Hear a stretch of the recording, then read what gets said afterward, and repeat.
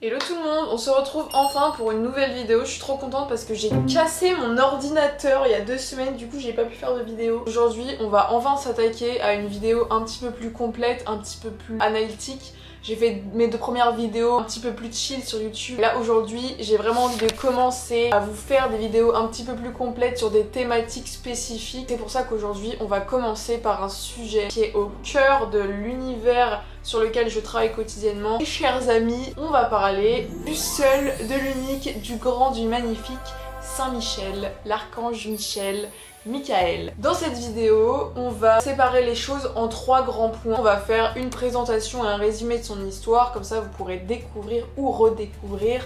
On va faire une analyse picturale dans les images, comment est-ce qu'il est représenté, les points caractéristiques qui font qu'on peut reconnaître Saint-Michel, les choses à ne pas oublier aussi quand on veut représenter nous en tant qu'artiste Saint-Michel. Et pour terminer, on va parler évidemment de Saint-Michel dans le tatouage. Pourquoi se le faire tatouer? Qu'est-ce que ça représente pour toi de te faire tatouer un Saint-Michel sur le corps, etc. Avec tout ça, je vais en même temps dessiner Saint-Michel que je vous proposerai évidemment sur mon profil en tant que projet à adopter pour vous faire tatouer.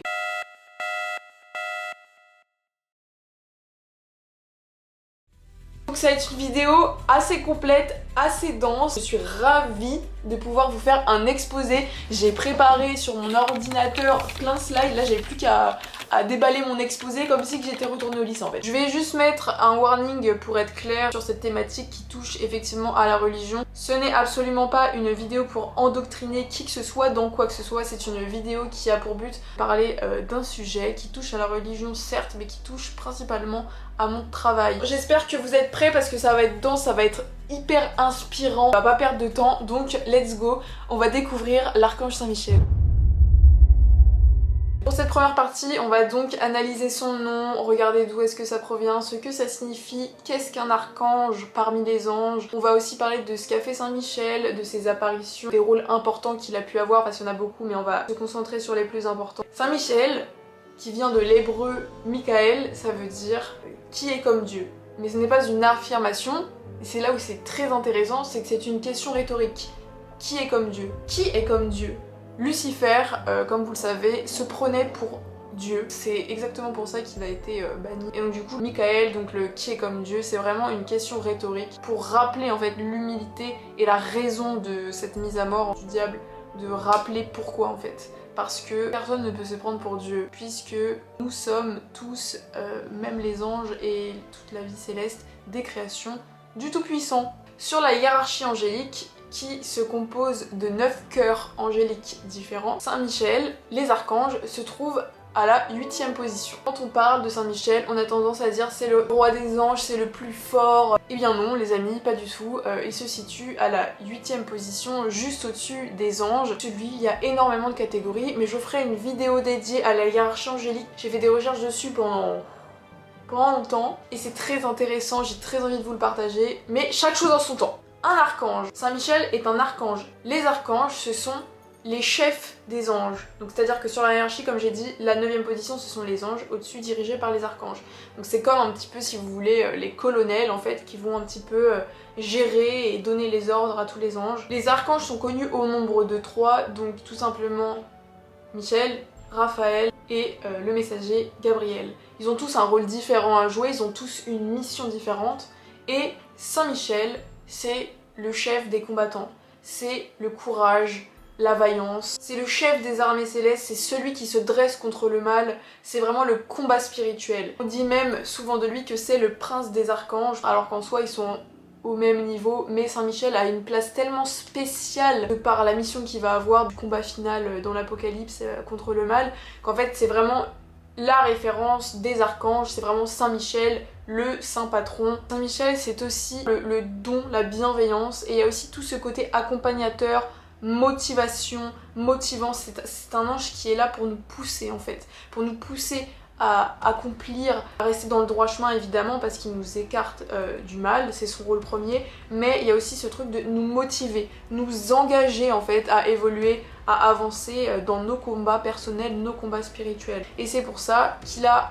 deux seconds rôles, tandis que Saint-Michel est un psychopompe et un psychotaste. Attendez, je vérifie. C'est ça. Alors, un psychopompe, les amis, un psychopompe, ça signifie qui élève l'âme. Donc en fait, c'est-à-dire que après la mort, Saint Michel accompagne l'âme du défunt pour son jugement dernier avec le Seigneur, avec Dieu. Et le rôle du psychotaste, ça signifie qui pèse les âmes lors du jugement dernier, puisqu'il nous accompagne. C'est aussi lui qui est présent quand on se fait juger par rapport au mal et au bien qu'on a fait. C'est pour ça qu'il y a beaucoup de représentations avec la balance, mais ça on en parlera dans la seconde partie. Là, du fait que c'est un ange du combat, un ange de la vaillance, il y a aussi le fait que c'est un ange de consolation. C'est un ange qui nous accompagne. Si on parle maintenant des apparitions et des rôles importants qu'il a pu avoir, donc là je vais vraiment parler dans la Bible. Si on reprend dans l'ordre, je vais essayer de le faire chronologiquement, mais de quelques apparitions et moments clés importants. Au début, dans le livre de la Genèse, dans la création d'Adam et Ève,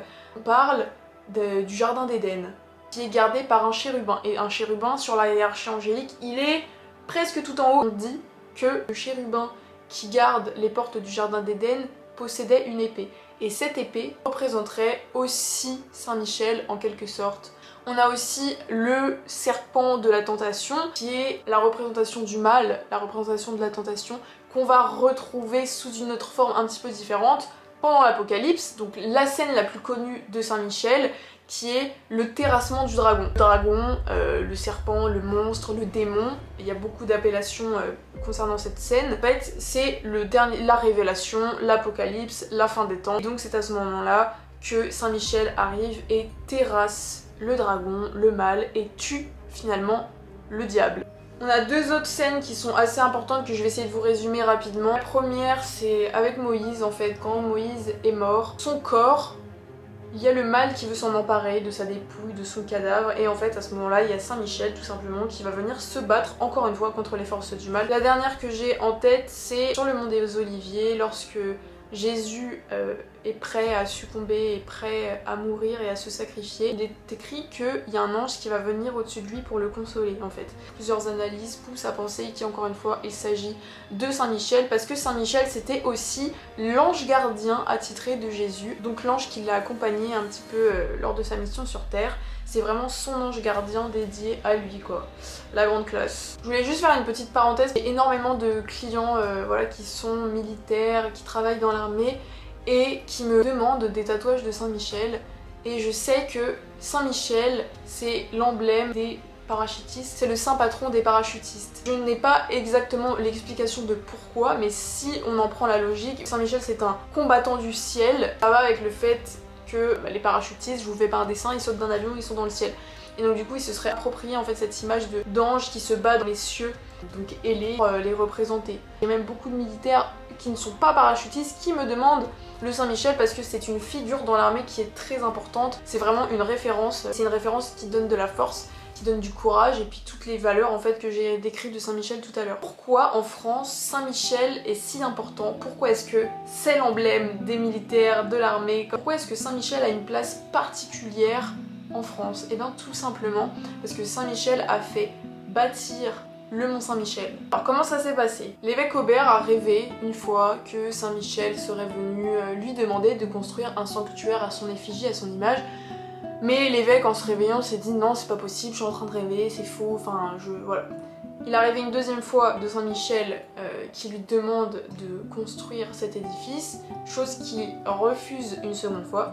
Et la troisième fois, Saint-Michel apparaît encore une fois dans ses rêves, mais cette fois-ci lui fait une marque sur le front parce qu'il lui touche le front. Et en fait lorsque l'évêque va se réveiller, il va se rendre compte qu'il a bel et bien un petit renfoncement, un petit trou en fait là où Saint-Michel aurait posé son doigt. Et donc à partir de là, il se rend compte que finalement cette apparition était vraie et donc Saint-Michel est vraiment apparu à lui pour lui demander, lui donner la mission de construire cet édifice qui est le Mont Saint-Michel, et totalement dédié à Saint-Michel pour que toutes les personnes qui veulent venir louer leur culte, faire un pèlerinage et venir se recueillir auprès de Saint-Michel puissent le faire. Et donc ce qui est incroyable, ce qui est magnifique, c'est que Saint-Michel a choisi la France. Et c'est pas anodin parce qu'il y a énormément d'apparitions et de choses qui se sont passées en France avec Saint-Michel. On peut penser à Jeanne d'Arc, évidemment, Jeanne d'Arc. On dit que Jeanne d'Arc entendait des voix Jeanne d'Arc a reçu des messages, etc.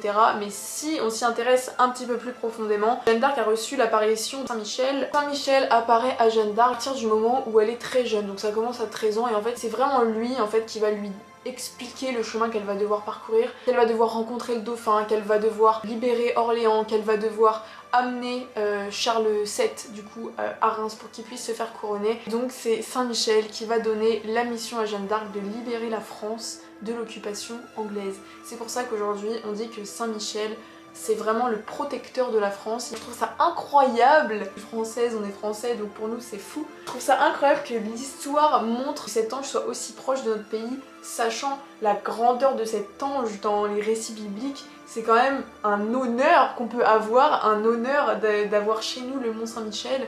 Et moi j'ai extrêmement envie d'aller le visiter et voilà quoi.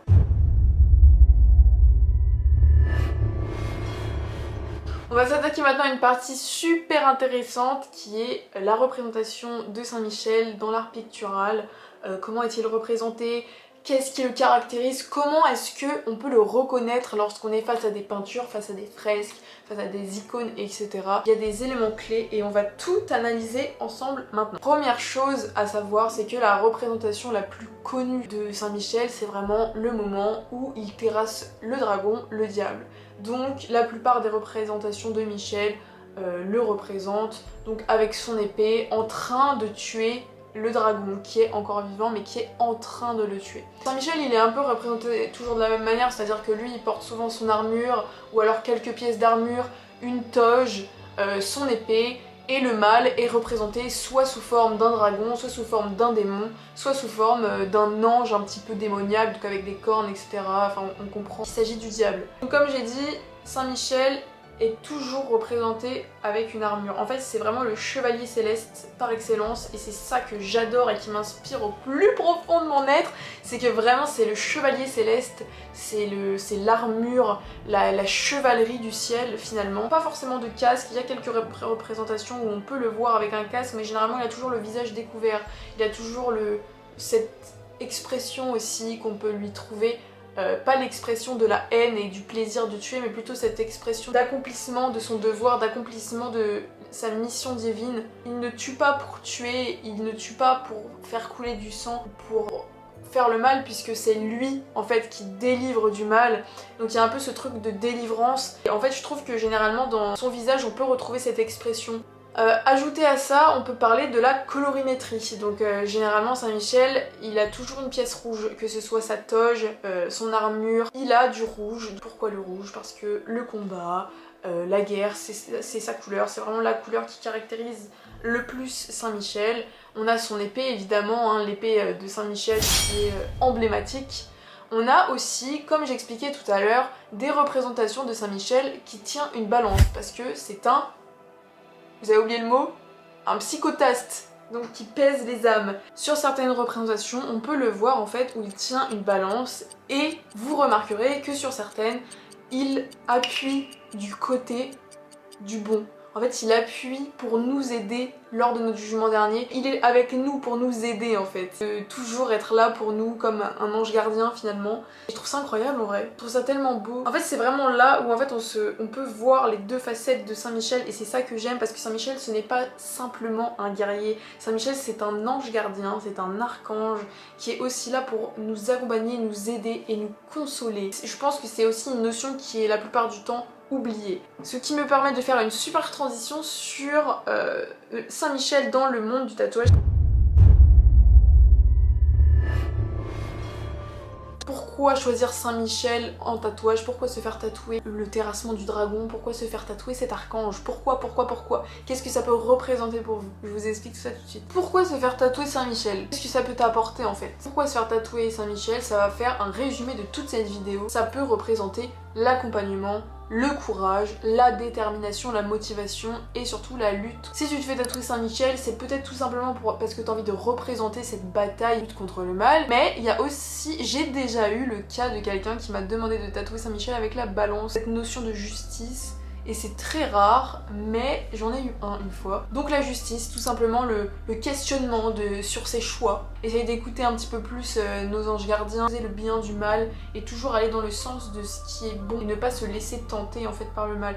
Donc ça c'est vraiment la deuxième grosse représentation que peut symboliser un tatouage de Saint-Michel. En troisième, tout simplement, on peut représenter la grandeur de l'armée céleste. Quelqu'un qui veut se tatouer un ange et pas basiquement un ange, un petit bébé avec des ailes, parce que ça, faut savoir que dans le milieu du tatouage c'est appelé un chérubin, sauf qu'un chérubin ce n'est absolument pas ça, et j'expliquerai du coup dans la vidéo dédiée un petit peu plus badass pour ce qu'il représente réellement. Saint-Michel c'est un bon compromis pour représenter tout ça. Et en tant que Français, en tant que Française, vu que c'est notre protecteur, notre ange gardien à tous, ça peut être pour honorer voilà l'image qu'il a par rapport à la France, garder en mémoire tout ce patrimoine, toute cette histoire qu'a vécu la France. Et en fait quand tu prends la globalité de tout ce que je viens de dire, un tatouage de Saint-Michel c'est hyper symbolique, on pourrait en parler pendant des heures etc, sans parler des militaires qui se font tatouer des Saint-Michel parce que c'est leur saint patron, qu'ils ont envie d'avoir un accompagnement, une façon aussi de ressentir une protection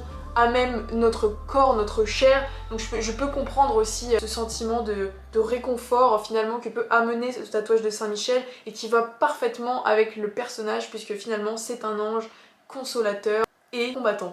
Voilà les amis, j'espère que j'ai fait le tour et que j'ai parlé un petit peu fluidement. C'était assez difficile de parler de tout ça parce que je marche sur des œufs un petit peu. C'est un sujet qui me tient tellement à cœur et j'ai tellement envie d'en parler, vous inspirer pour vous transmettre tout ça que j'ai eu du mal à tourner cette vidéo. J'ai fait beaucoup de prises parce que j'arrivais pas à trouver mes mots. Psychotaste.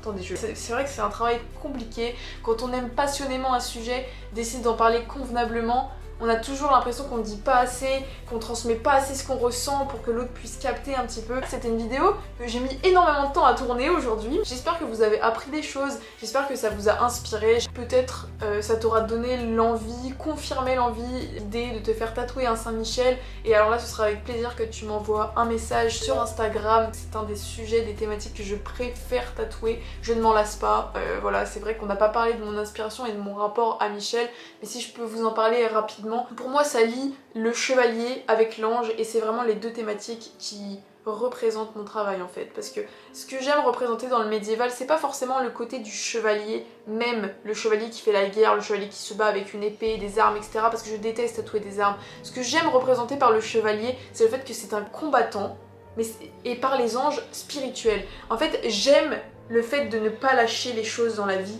de toujours persister, continuer malgré les épreuves, de ne pas lâcher la foi, de ne pas lâcher son envie en fait. Et pour moi le chevalier céleste, Saint-Michel, les anges etc, c'est exactement ce que ça représente et c'est là-dedans que je me retrouve le plus. Pour moi c'est la définition même de mon travail en fait, ce serait les chevaliers angéliques. D'ailleurs je vous ai pas montré mais il faut que je vous montre avant. Oh, j'allais oublier, j'ai une icône. J'ai une icône de Saint-Michel, j'y tiens énormément et en fait je ne me lasse pas de dessiner des archanges, je ne me lasse pas de dessiner des anges parce qu'en fait les anges sont tellement parfaits. Quand on lit et quand on se renseigne, les anges sont décrits comme parfaits. En fait je peux tellement le représenter à l'infini pour représenter l'infini perfection de l'ange qu'il est. Je sais pas si vous comprenez exactement, ça se trouve vous êtes en train de vous dire que je suis complètement tarée. C'est une source d'inspiration qui est interminable pour moi. Je pourrais essayer toute ma vie de le dessiner, de le redessiner sous toutes les formes. Je n'arriverai jamais à atteindre quelque chose qui pourrait arriver à sa cheville en fait. J'espère que la vidéo vous aura plu, que vous aurez appris des choses. Comme d'habitude, vous pouvez retrouver mon travail ainsi que des petites parties de ma vie comme c'est comme ça sur mon Instagram, @charlottadri. En attendant, je vous souhaite une bonne journée, une bonne soirée, une bonne nuit. N'hésitez pas à laisser un commentaire pour me dire ce que vous avez pensé de cette vidéo parce que c'est la première dans ce style et j'aimerais vraiment avoir votre retour pour savoir si ça vous a plu,